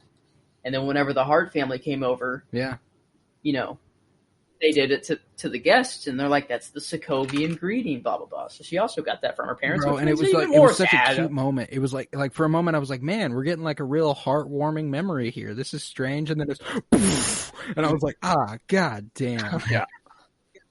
I'm not gonna lie. The first I was because it also was partly because I was watching it with my roommate. But whenever I first watched that, I laughed a little bit because I was expecting it, and it was so heartwarming, and I was like, God, they're about to fucking die. Because I knew what was going to happen. Because I knew that they died, and I was like, there's about to be a fucking just mortar that hits their building. And then it happened, and I let out a quick laugh because it was so unexpected, and I was like, fuck. It was then they sat there, and I was like, and we see damn, that's sad. We see Pietro and hell, bro, you're going to hell, dude. Mephisto was getting you. Oh man, damn. Sorry. But we see Wanda and Pietro take cover underneath the bed, and they watch a Stark bomb hit and not explode. And they sit and they see the TV still playing, and Wanda looks at it and she says, "At the end of the episode, you realize it was all a bad dream. None of it was real." And young Wanda reached out her hand as though she was casting a spell, and then Agatha pulls her back. So, are we to assume this is what is this some sort of weird time loop thing, or is this just the memory? I think it's Agatha is looking into Wanda's memories. I think it's Agatha watching my her first memories. impression was that Wanda created a time loop on accident, being in that memory and then stopping the bomb. And that's how that... Yeah. Gotcha. But on rewatch, I didn't think that was so much the case, obviously. But first watch, I was a little... Yeah. I think when Agatha was saying, this is your cue, you're on... I think that was her way of saying, I know what's going to happen anyways, but I want to make you live through it, so you're emotional enough to tell me what's going on so I can replicate I get you for sure. Yeah. I also really liked the fact that they, said, that was why the bomb never went off. Because I remember thinking, and, I've remembered it now, but whenever, they originally went through it and it said that the bomb just didn't go off, I was like, that seems weird that a Stark bomb didn't go off, because the whole thing with Stark weapons is that they were, great. I was like, that just seems weird that it just hit her building and she watched it blink for a couple days and it just never went off. Makes a lot of sense, and I don't know why I never put that together. Wow, that is a power to manipulate reality or probability. You can do literally anything you want. What if Doctor Strange teaches Wanda to hone that in? Because he's definitely read all those books probably. He probably knows about chaos magic. He knows about everything. What if Agatha and Mephisto become the big, big bad, and Doctor Strange needs to help Wanda defeat them? And in order to do that, Doctor Strange teaches Wanda, hey, you literally anything you want, you can do. Yeah. I don't know, man. And then she literally just thinks of a reality in which they defeat them. And then it happens. Maybe she thought, that'd be wild. But, Agatha says that Wanda prevented the bomb from exploding using a probability hex, and Wanda's like, no, it was just a dud. We were trapped there for 2 days. And Agatha's like, what I see is a traumatized little girl, a baby witch, unaware of what she can do, with years of therapy ahead of her. And she's like, but that doesn't explain Westview. It doesn't explain what you've done recently. And she asks where she got that power to create something like Westview. And then another door appears. And here we enter how she got that power. And we already talked about this a little bit. Here Agatha questions the volunteering for Hydra, and Wanda simply says that they wanted to change the world. That was their only intention after their parents died. It wasn't it didn't even really matter the cause. It was just we're going to change the world. And we see Wanda enter a room with Loki's scepter where she's about to get experimented on, and the Mind Stone floats off the scepter and toward Wanda. And she reaches out and touches it, and when it explodes in her face, we see the energy erupt and show the silhouette of the Scarlet Witch. We already talked about this briefly. Well, not so briefly, but we talked about it. And it was a beautiful scene. When I saw that, I was like, this is fucking awesome. Yeah, it was very almost it would have been if we would have seen what Peter Quill saw whenever Ego tapped him, and his eyes got super pretty galaxy-y. I can only imagine what he saw, but this was actually seeing it fully. I love that it reminded me. Hydra did. So yeah, I did love that Hydra didn't see any of it. That was a really cool thing that they were like, "What the fuck is going on?" And just like the sitcom. Like Wanda was already doing what she's doing. That's what I got out of it too. That the Scarlet Witch already has, like, maybe it's the Scarlet Witch who controls the sitcom, you know, like, or did initially. Yeah. So what I want to know is this. Does this mean Wanda is the first actual Scarlet Witch, or like the first person to have that power? Like, okay. That's the impression I get from Agatha being just amazed by what she can do. Like, she says, like, you're supposed to be a myth, like a witch of spontaneous creation or whatever. Like, it's. Mm-hmm. Well, but the fact that there's like a myths about it makes me think that there's been one in the past. Because generally, myths are based off. What if it's sort of like something. Messiah type thing? Yeah, but like you could have yeah, exactly. I'm thinking that like it's a power that everyone, or like an a theoretical power, but that no one's ever or done. Like a being that no one has ever seen or like hasn't actually ever been, but like it's a myth almost. You know what I mean? Yeah, that makes sense. That makes sense. But you know, back in after all this, since we've already touched on that for a while, Wanda's back in her isolation, and she continues watching sitcoms. I like that. That's just like been the thread throughout her life. Is that like that's what she's fallen back on for comfort for the most part, and like a lot of us, you know, she's a human person who watches sitcoms. And you know, meanwhile, the scientists watch the footage of what happened. You know, like we said, the camera's cuts and she's on the ground. Like she's doing what she does in the TV show already in reality. And when Wanda rises and approaches the TV behind her, Agatha and Wanda continue to discuss that Agatha has a theory, judging off this clip, but she needs more. Because Agatha was there, she saw it too, right? She wasn't watching on a screen. No, she was definitely watching it. She was a bystander, watching it like a show, eating popcorn or whatever. So, yeah, she definitely is in Wanda's mind. So, next, that brings us to Vision and Wanda's early days. At the we're with Wanda watching Malcolm in the Middle at the Avengers compound, the first home that she shared with Vision, she remarks, and I thought that was like super devastating, just like god damn. And then the scene just gets more and more heart wrenching a little bit. She explains to Agatha that Pietro was dead and she was in a new country completely alone. And in the memory, Wanda calls Vision into the room, and they have a cute back and forth here where Vision is like trying to be sweet, you know, and Wanda's not really susceptible to it at the moment. And he just sits next to her and watches the show. And we see Bryan Cranston have all his hard work collapse on him in Malcolm in the Middle. And Vision looks at Wanda and is like, "Is that funny because of the grave injury he just experienced?" And Wanda explains that, quote, "He's not hurt. It's not that kind of show." I feel like that's why she created this whole thing. That's pretty much the environment she's trying to create. Every time she gets hurt or feels vulnerable, she tries to end that feeling as fast as she can. Okay.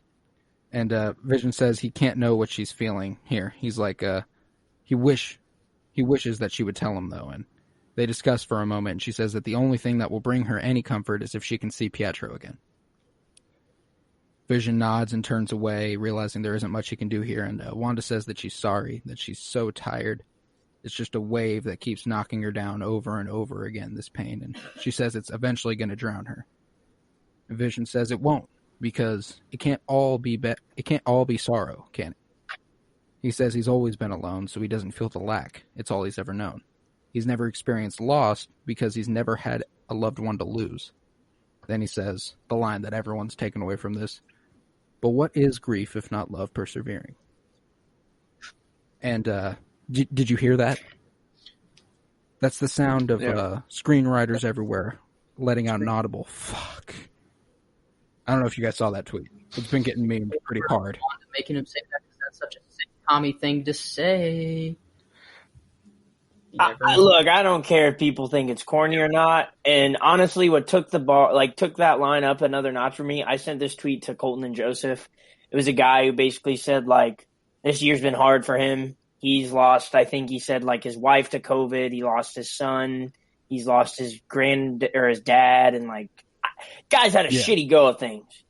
And he said that this line was like something that truly like made him feel a whole different type of emotion about them, like the loss. Well, that's what's important about this line too, is that like the people who are making fun of it, it's like, sure, but that's never been what Marvel's about.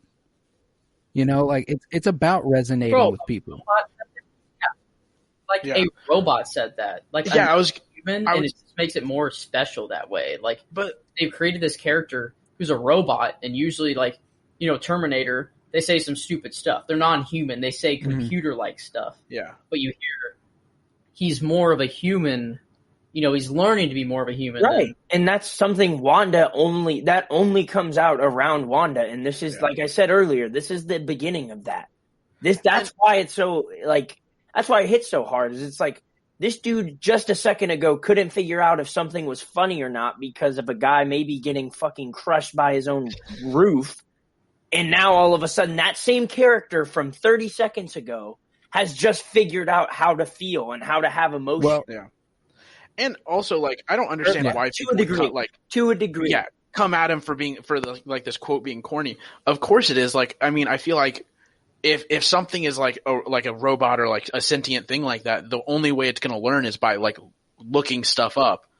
And like, so I feel like if you look up how to deal with grief, there's probably a quote somewhere that says something cheesy like that, and that's all it's going to know at the beginning is super cheesy, you know, things. And also, cheesy things are also generally true. But it's facts. Yeah, it straight really facts. Is. And I like here, like what Kyler was saying a second ago, that robot, like a few seconds ago, who wasn't sure if something was funny or not, or whether it was supposed to be funny. After he says this to Wanda, he turns back to the TV and laughs. You know, like... But I feel like he's only this receptive and this attentive and like trying to be more humanoid for Wanda. I mean, you see it even when he's trying to cook for her and he like. The more we talk about it, the more and more I think Wanda is controlling Vision. Dude. He's this super robot that doesn't say anything human-like, and then all of a sudden he's sitting on a bed with her and talking philosophically and stuff. Like, I don't know. The more we talk about it, the more I'm just digging it. You do also need to remember, Joseph, that this is right after like all the stuff in Ultron and like around the times of like the like Civil War and shit, and so she's under house arrest in essence, with Vision being the only one there. So it makes sense that he sees that she's sad and everything, and so he would want to spend time with her because of the fact that he's supposed to be there to watch her. Or Wanda's on house arrest. She's sad. She doesn't have anyone. She's lonely. Let me bring this guy through in the wall. Maybe he wasn't one. That's fair too. That's fair too. So you can flip it on its head every time. Everything. This little memory. Wow. This little memory here even got Agatha. She's got a tear rolling down her eye, and she looks to Wanda and she says, "So parents dead, brother dead, and Vision dead. What happened when he wasn't there to pull you back from the darkness?"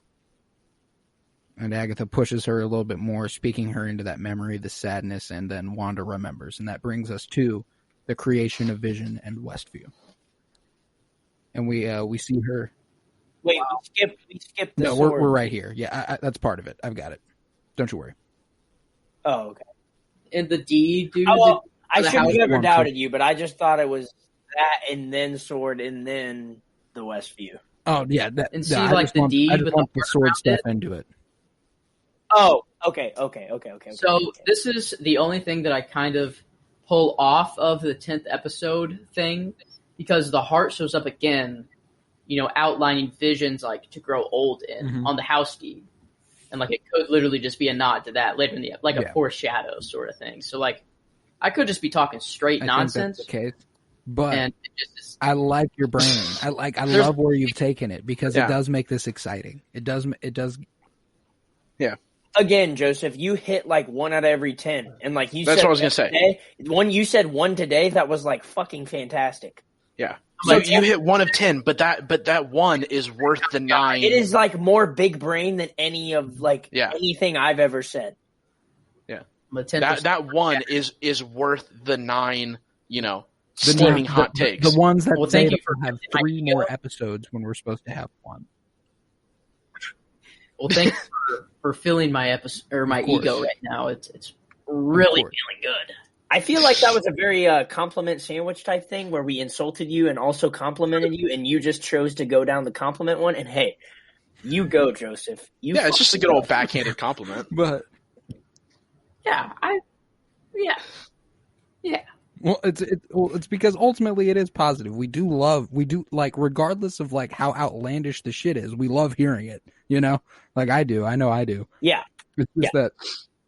I'm like an all-brand character in the show that you watch. You're watching it for the main three, but then this guy comes along and you're just like, we withstand him, but like, you know, he says some cool stuff every now and then. Like, so we got Joseph.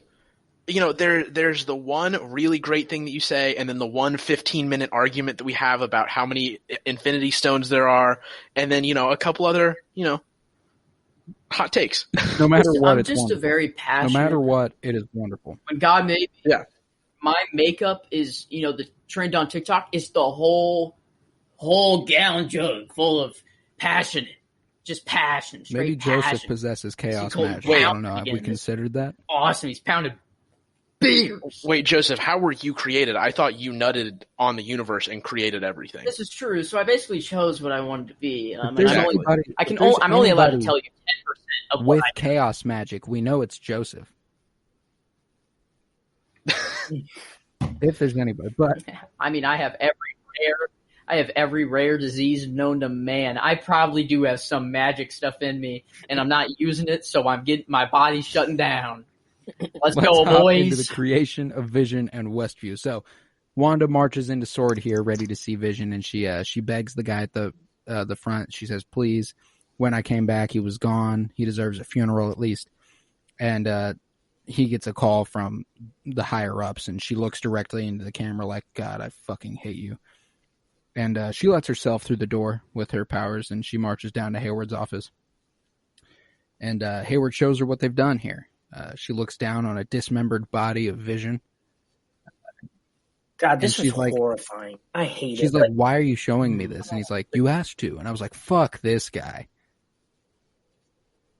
Dude, he's very literal, like a robot. He says, "You want to bring it back online?" Who says that? Not a human. Back to life. Well, whenever you're talking about a robot.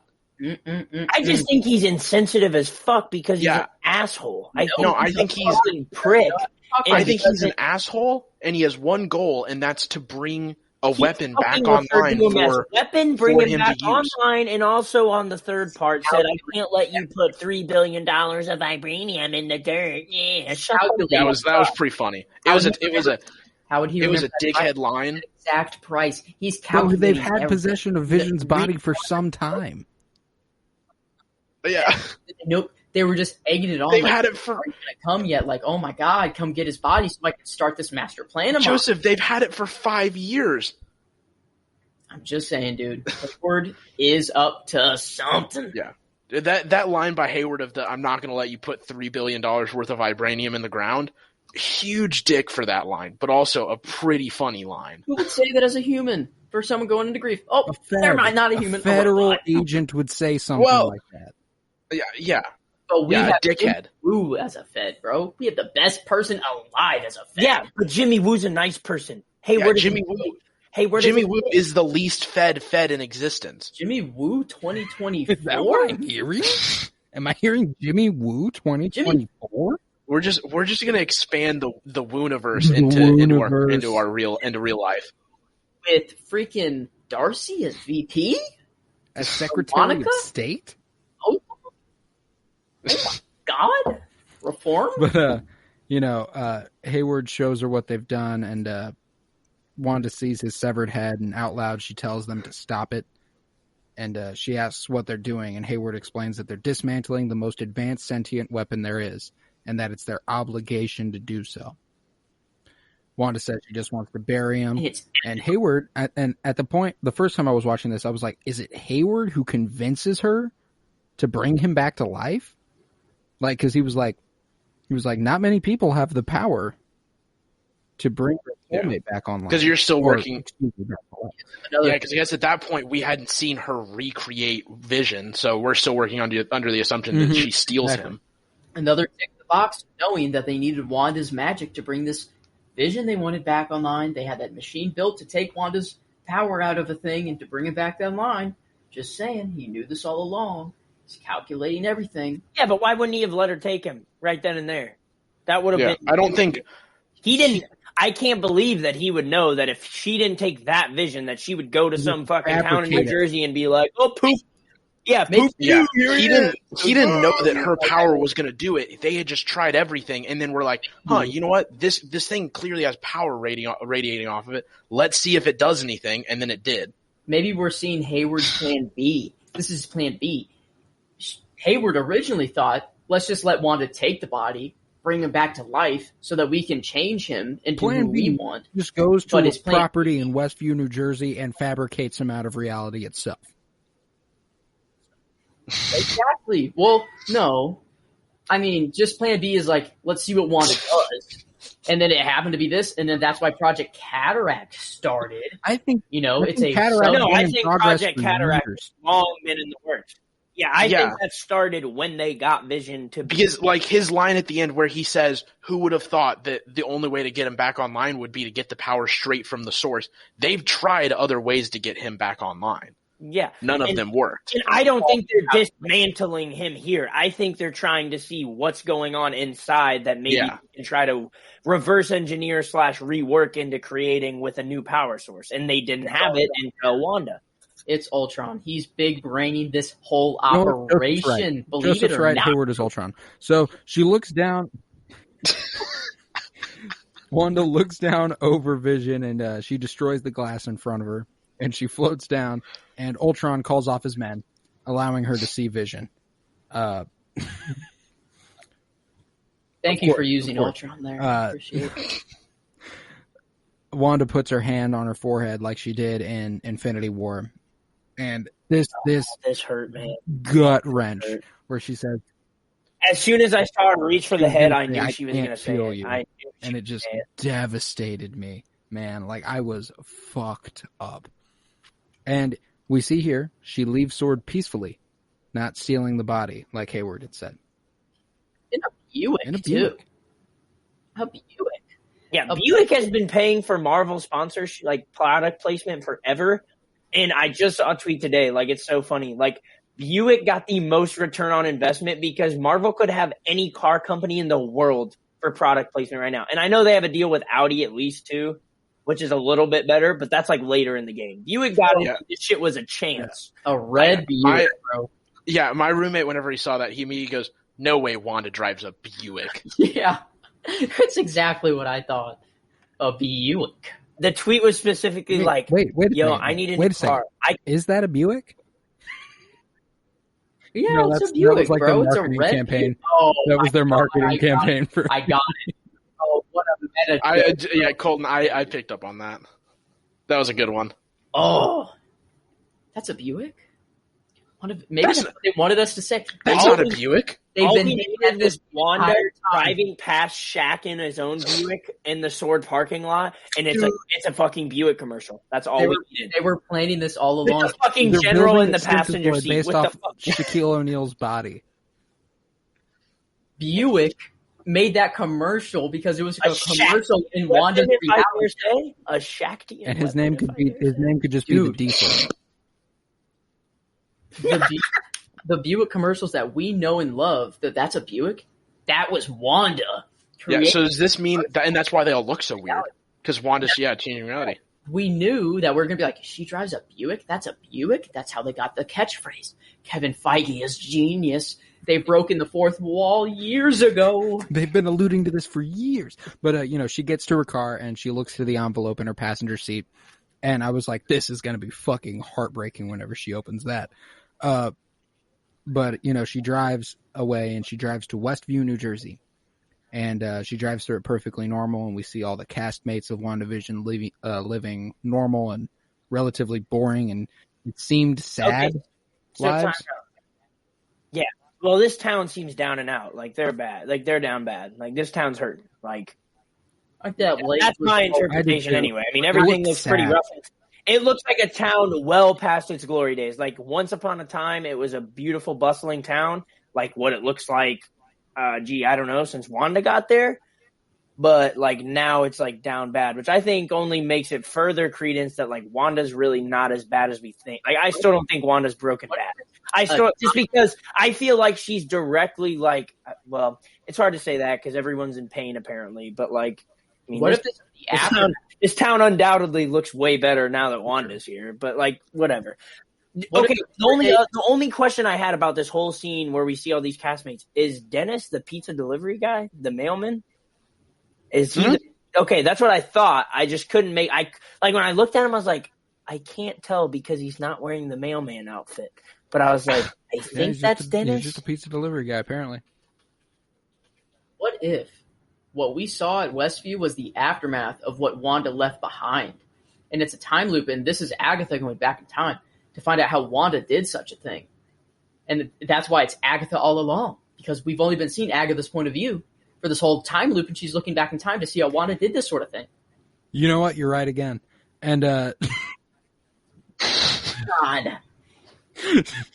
Wanda drives. We are treating Joseph like a 12-year-old child right now.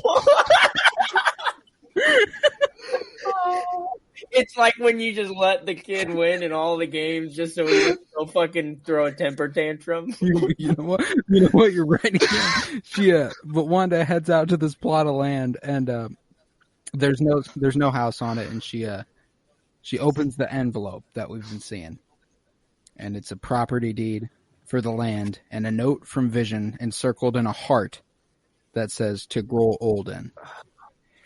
And let me tell you, I cried.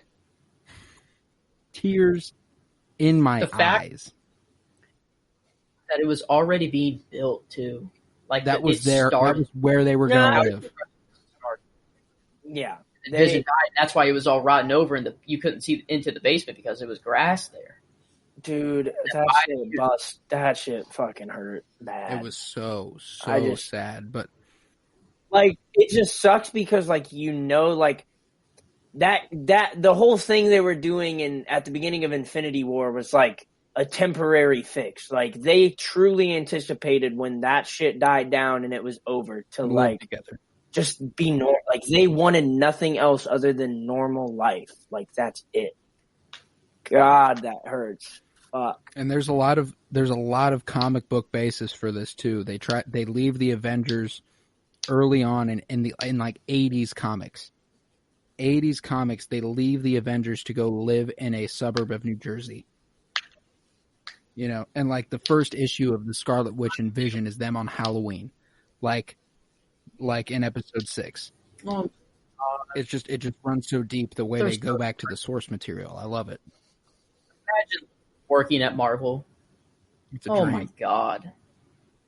Imagine just being able to sit at a table and do that for your job. Just come up with the coolest shit that just nerds like us can talk about for hours on end, dude. That takes so much time and work and effort. Oh my God. But you know, as soon as she reads this letter, she starts to break down. And she walks to the center of the house or the land that they've purchased, and she breaks down just in an absolute sob, and she unleashes the full power of her chaos magic. She engulfs the entire town in a 1950 television show. She builds the entire house they live in, and then she splits her soul to create Vision all over again. And like. Do we know that she's? Oh, I mean, like I'm going with that. Like that's what I'm saying. Like, because, like, it's just so romantic that I want to believe that that's what she did. Because, like, I mean, if anyone's going to be able to do it, can we really put doubt in Wanda to be able to do such a thing? Like, I think Wanda's like that, and especially considering how Agatha has talked about her, I don't see how you could doubt that Wanda is like True. that. You know what I mean? True. She can just create this. Like, it didn't take a splitting of anything. It's just that she was like, fuck it. This is happening. But she creates Vision, regardless of how it happened. She creates Vision. And he comes to fruition. Everything is 1950s. It's in black and white except her. And he looks her in the eye, and she steps into frame, turning into black and white. And he says, Wanda, welcome home. Can we stay in tonight? And I was like, God damn it. And he wraps his arm around her. They sit down like they did, like her parents did at the beginning of the episode, and they kiss. And it's just absolutely lovely. And in the background, Wanda and Agatha watch on. And then a second later, Wanda looks up to see the television set that apparently this is set on. And the modern set pieces come back. And Agatha in the crowd applauds and says, "Bravo." And then she disappears.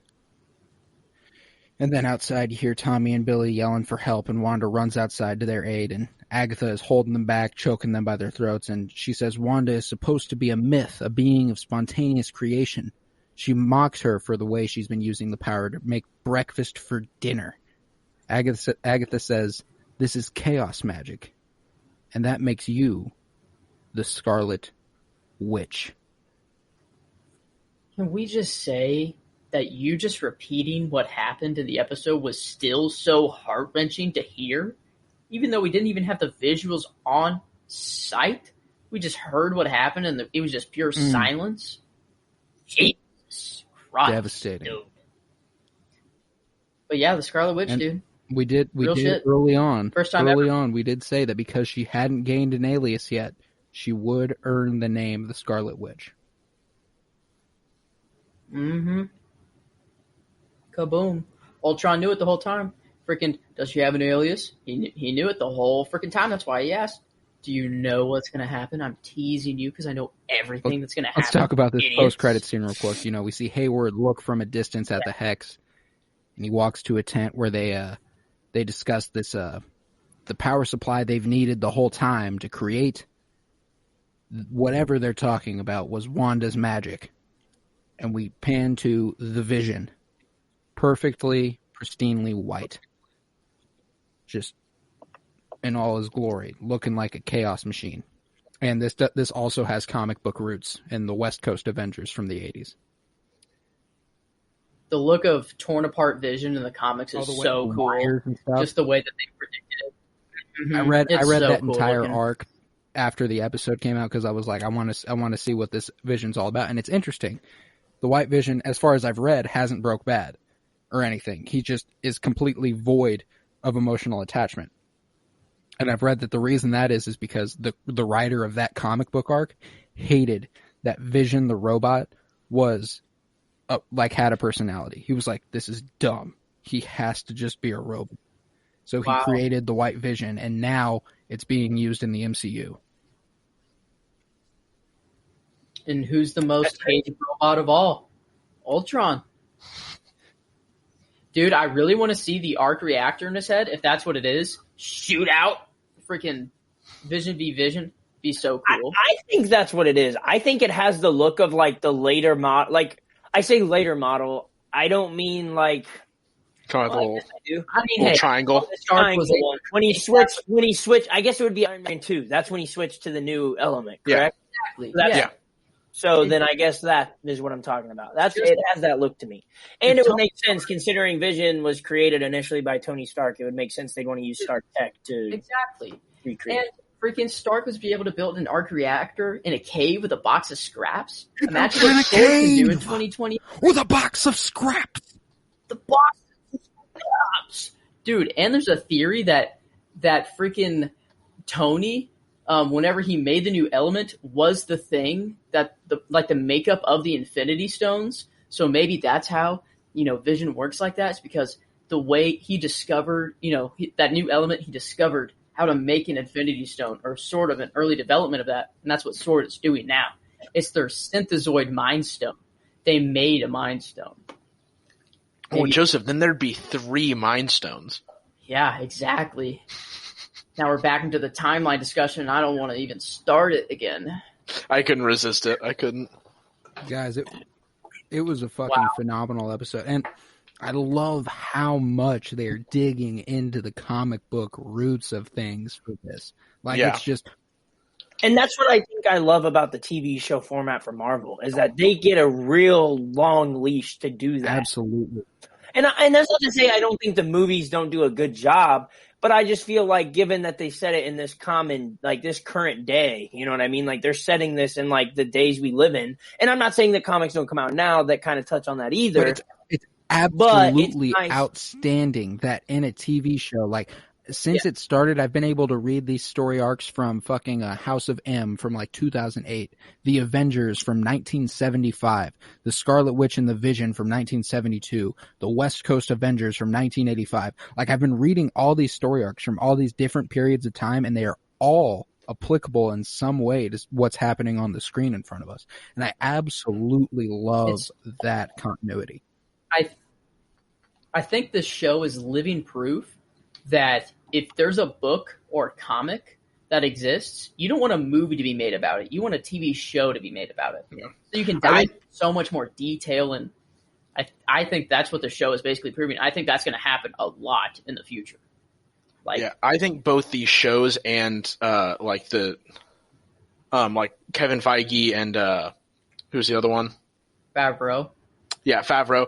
I think they're both being given a a longer leash in regards to the comic content, and they're being told like try things out in these TV shows. And like, you can try these things that relate to the comics that we wouldn't have seen in the past with the movies, because the movies are so much bigger budget and more important, whereas like the TV shows are still super important, but they can try these things out and see how they work. And I think this will lead to more comic-based movies in the future as well. And that's what's great. And that's what's great about the MCU taking off the way it did, and Star Wars, is that they are in such a good place. Like, everything's a hit.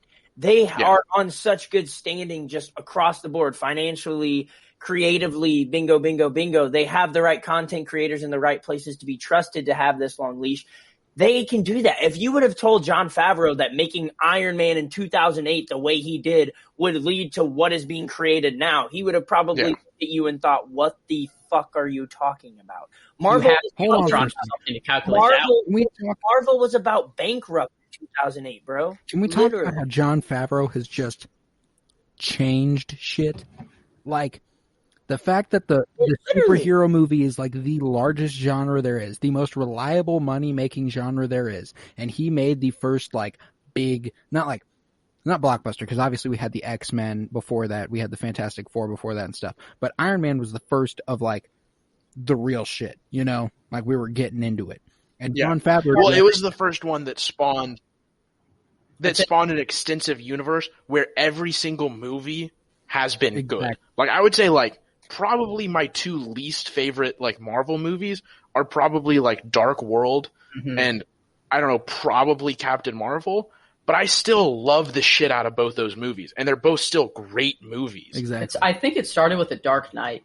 Cue the noise. I think Christopher Nolan really brought the serious tone to a superhero movie, showing that, you know, The Dark Knight wasn't about Batman. It was about Gotham as a whole, and showing how cities can fail under chaos, and like just showing the success of that movie and it being just like a top 10 movie in general of all time, not even superhero category.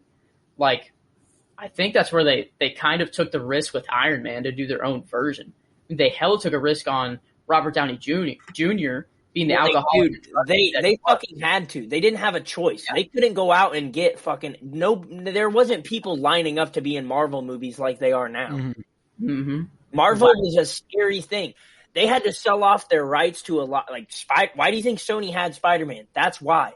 Why do you think the comics division for a long time was kind of separated? Because they couldn't afford to have all of their assets. Marvel.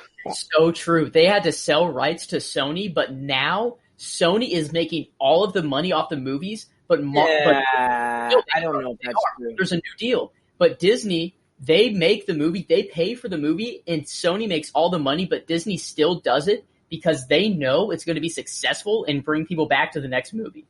It's literally all marketing to them. All the Spider-Man movies are now because Sony makes all the money. But there's other ways Marvel profits off of that Spider-Man film. Like, that's not just, there's other ways, and they know that having the rights to the profits of the movie would probably be nice, yes.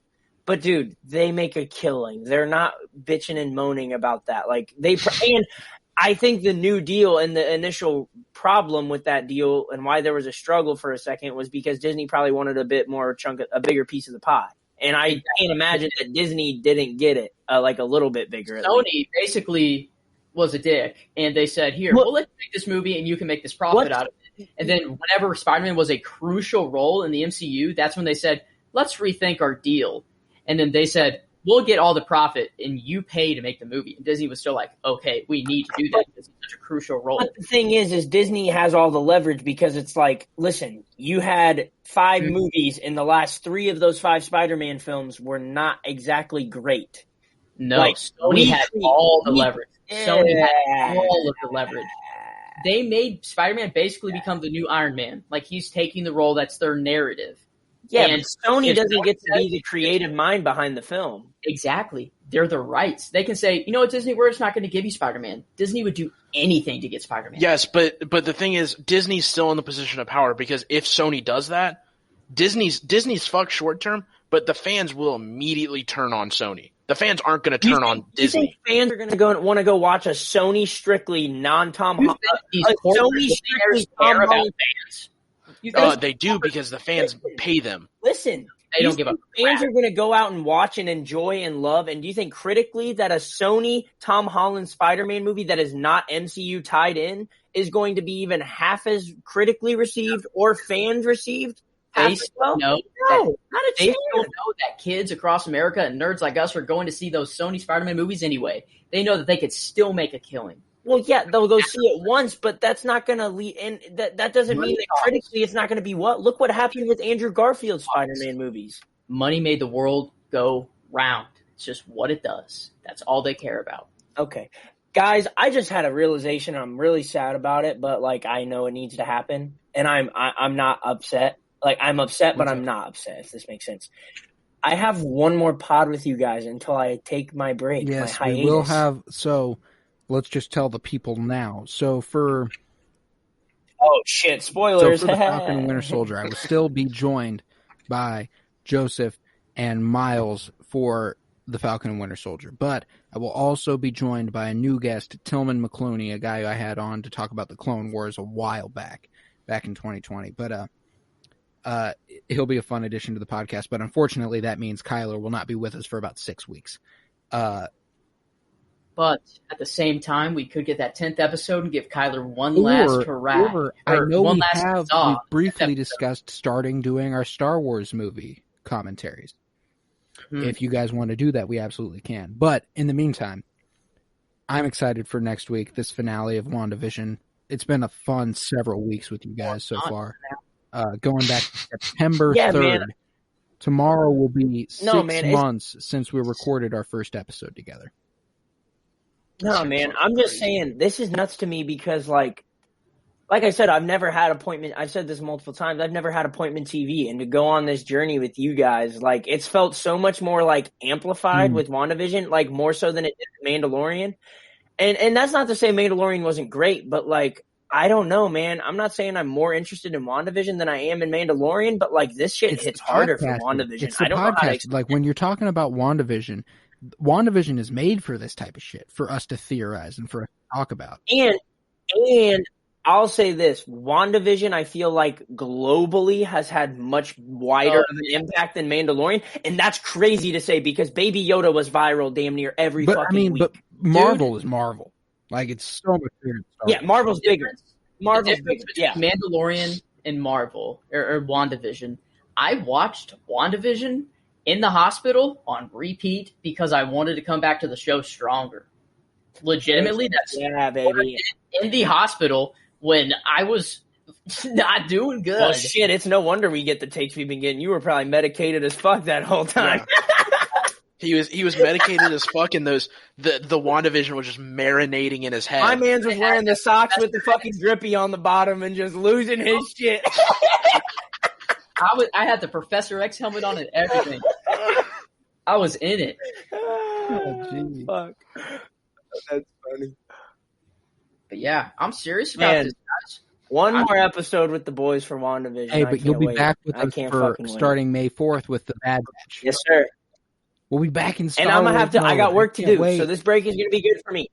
No, this break And I'm saying this break will be good for me because if I got to come back, May 4th for Bad Batch, I got a lot of studying to do because I fully admitted last week I have not watched Clone Wars. You have got to watch the Clone Wars, and that'll be great. I got my work cut out for me. I'm excited. I'm gonna come in educated.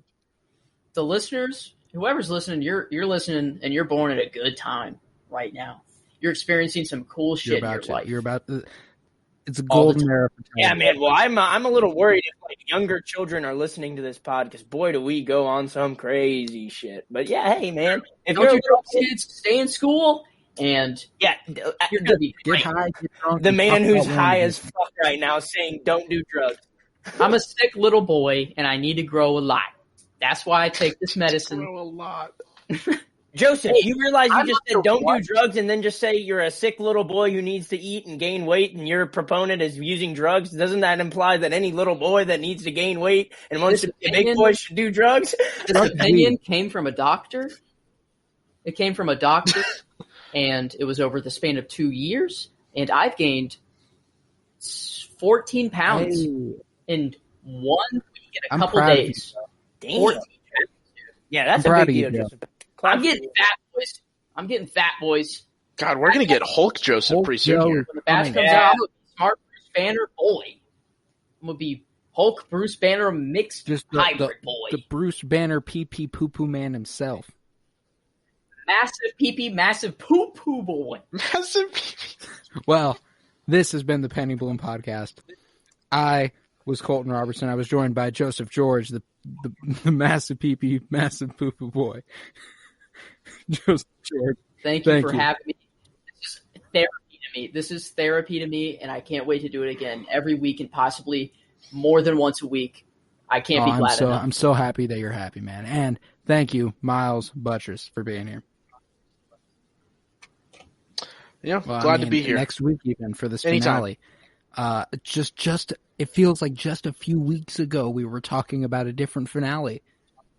We're going to be on to the next. We're talking in black and white. We're going to be on, and on the screen now below me that I can see and you cannot. KBZ Kyler Barnett. I can't wait. One more episode, boys. I can't wait. Absolutely. Again, this was the Penny Bloom Podcast. I was Colton Robertson.